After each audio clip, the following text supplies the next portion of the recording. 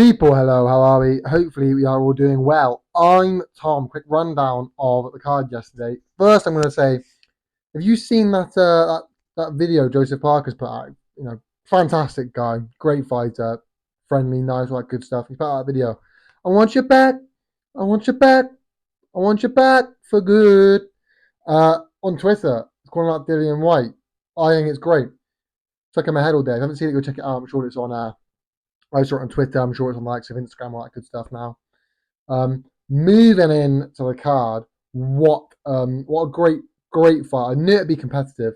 Obviously, initially I called Fraser Clarke winning. Then I changed my mind. My final prediction was Fabio Wardley to win by stoppage, and you know both seemed plausible. In hindsight, Fraser Clarke could have won on points, and Fabio Wardley could have won through stoppage. To be fair, Fraser Clarke could have won through stoppage at certain points. Fabio Wardley was blowing, but ultimately, I'm gonna let's just go through the fights. Let's go through the card to start with. Ben Whittaker couldn't do it. He couldn't do it against a tougher, harder opponent. He did it in spouts, in bits. To be fair, so did Willings, his opponent. But Ben Whittaker, I've said I don't mind the showboating. There's a fine line between disrespectful and showboating, and he treads that. But I don't mind it because you hear him after the fight, and it's nothing personal. It's not against the opponent. It's just his style. So I don't mind it. You just got to be careful. And he's always quite respectful in the interviews and stuff afterwards. And it wasn't different this fight, but he couldn't quite have the same level of kind of showboatiness as we're used to seeing from Ben Whittaker. So he couldn't do it in the step up. And, credit where credit's due, Willings took some hits. So I don't know if that's he's got a chin or Whittaker's not quite got the power we initially thought. But also, Whittaker did take some hits. He took some hard punches. I think I'd like to see Willings out there again. He's only young. He took a massive step up. I'd like to see him kind of drop back down again and build his way up. And obviously, Whittaker was levels above him. It wasn't cut and dry in all aspects. Like some rounds were pretty close, but Whittaker did it. And like I said, we're yet to see him fight a class opponent and do the showboaty kind of style. I think it will happen though. But that kind of went the way you expected. I thought it would be quicker. To be fair, it was more competitive than I thought it would be. A lot more competitive than I thought it would be. But Whittaker got the win. The Congo fight, not as competitive as I thought it'd be quite competitive. It wasn't that competitive. Fair play to Congo. It was all down to him. Just won the fight, didn't he? Beat what was, beat what was put in front of him. He did that quite comfortably. The Vidal Riley fight, I think he just rose up a gear. You could see he's really finding his feet in the game. He's stepped up a level, gone up a notch. He looked composed, calm, collected. I thought that was going to be a really quite close fight. I thought Vidal was going to win. I thought he'd win, like everyone would kind of agree he'd win. Zero controversy there. But it was much more convincing than I thought it would be. Like I say, he's just stepped up a gear. He's finding his feet. You can see the improvement. You can see that they've been studying boxing for 20 years, and you can see that that's really kind of having its effect. You can tell he's a good boxer. And it was, like I say, there's just levels to it. I'm looking forward to seeing him step up again. I really am looking forward to him sort of step up again to that British heavyweight, British cruiserweight kind of title. Isaac Cruz, Chev Clarke potentially, those sorts of fights. I don't think it will be Chev Clarke, but you never know. To be fair, I don't think Ben Shalom will let him fight a matchroom guy. Whoever he fights, I hope he fights him soon. I'd like to see him out there again, keep him active because he's not the most active of careers. These are the early stages, but it should be like that. Granted, he's had a couple of injuries, so I get that. But I'd like to see him out there again. He didn't take an awful lot of punishment. It went the distance, fair enough, to take some time. He didn't take a lot of punishment. It wasn't a grueling 10, 12 round battle, but it was convincing. So I'd like to see him out there again soon. I think that's going to be key, is keeping him active, getting him out there again, which is why I don't think it will be the likes of Chev Clarke. Just hopefully soon, somebody decent. I'd also like to see him sit on his punches more. He's somebody who clearly dominated the ring. We can see he's a slick, cool boxer. Great. I'm not saying don't change, I'm not saying change your style and don't do that. But there are times where he's catching clean. I think if he just sits on his punches more, he could really hurt them, really get them out of there. And he's just not doing that. I don't know if that's because of because it's early, or if that's because that's his style, he's been sort of told to do the game plan or what. But I'd like to see him sit on the punches more because he's a great boxer. There's no denying that. But that whole fight, he was almost not running away from him, absolutely not, but boxing defensively on the back foot, slide, slipping, moving out of the way. I've seen him hurt people before. I know he can, so I'd like to see him sit on the punches more, see him take up more of the centre ring, more of the centre stage, and be more of a dominant aggressor. Because I think I think that will fare him well going forward. Because if you're doing that against the likes of someone there who you're massively outboxing, when you get the bigger, heavier cruiserweights who aren't going to give you like a lot, you need to kind of demand the respect from them by hitting them really hard. So I'd like to see him sort of sit on the punches more and try and land. And I think his corner told him to do it at the wrong stage. You're telling him to do it at the last round. I think they were saying to him, sit on your punches now, see if you can catch him. He'd won the fight by that point. Just survive the last round, get the final bell, and take the points victory. Do you know what I mean? You told him at the wrong stage. Get him to try and sit on the punches a bit earlier on and just take the wind right out the sails of his opponent because he can. I'm not saying everyone said AJ should be a heavy hitter. He's clearly a fantastic boxer and great on the back foot defensively. Keep that aspect, but when the opening's there, when you've got somebody in there, half balance, whatever it is, sit on your punch and get him out of there. I'm not saying out of there, but get a response.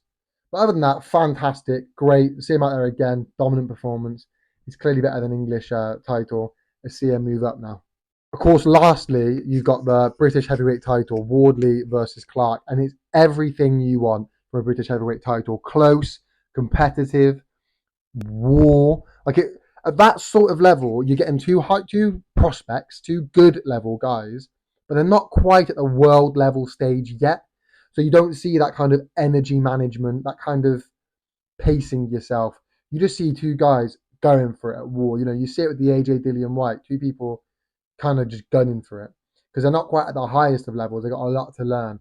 It's everything you wanted, and it was fantastic. It was worth the build up, worth the kind of hype.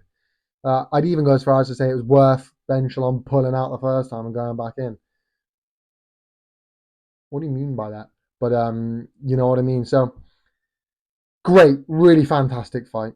It was a fight of moments. They both had great moments. I think Wardley probably had Clarke hurt more. He knocked him down once, and hurt quite a lot. Clarke answered so many questions. And to be fair, Clarke had moments as well, hurting Wardley with great counters. They both answered a lot of questions. I think Clarke had a lot of questions going into that, with less fights, not looking great in the fights, and he's answered a lot of those questions today or last night. Like I say, they both need to work on kind of energy management. They're both going for it too early, trying to get them out of there, thinking they were hurt and perhaps they weren't. But again, the cardio was fine. They were both just blown at the end of it because it's a very tough, grueling fight. But like I say, what do you expect? They're not at that world level, and it made it great, entertaining, and it was still a high level fight. Very good, very close fight. For me, Clarke was the better boxer. I had Clarke winning 8-4, 7-5, 6-6 probably isn't fair. 7-5, 8-4 at a push, in Clarke's favour. Wardley had the better moments and knocked down the low blow. I think is harsh because there wasn't really many warnings. I think maybe two. I saw one. There might have been two, and then a point deducted. You saw Wardley hit the back of his hand, which you have to do. You're thinking maybe a bit early for that, especially. Yeah, perhaps a bit early, but it happened, and Clarke's kind of known for doing that. So perhaps harsh, but ultimately it's on the refs' kind of onus to take control of the fight and keep charge and let everyone know what's going on, which he did. So no crimes there. Like I say, I had Clarke ahead on the rounds, better boxer.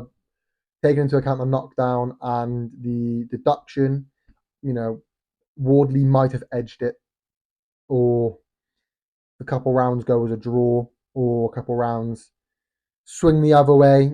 I can see a draw. Point deductions. Sorry, Clarke might have edged it. I said Wardley.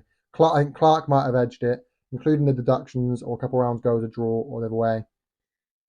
A draw's fair. I don't think anyone was robbed. I think a draw's fair. No, certainly nobody deserved to lose the fight. It's a shame after that there wasn't a winner. It's a shame.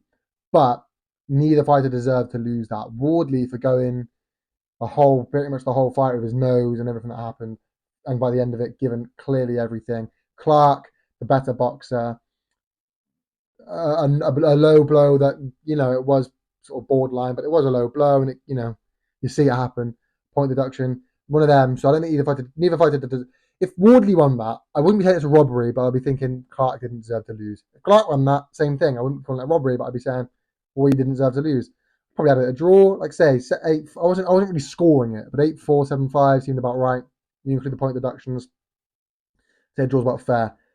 Rematch. I'm looking forward to a rematch. I think though, leave it for now. Take a step back. Let them go about their careers. They answered a lot of questions today. They both gave everything and need to recover.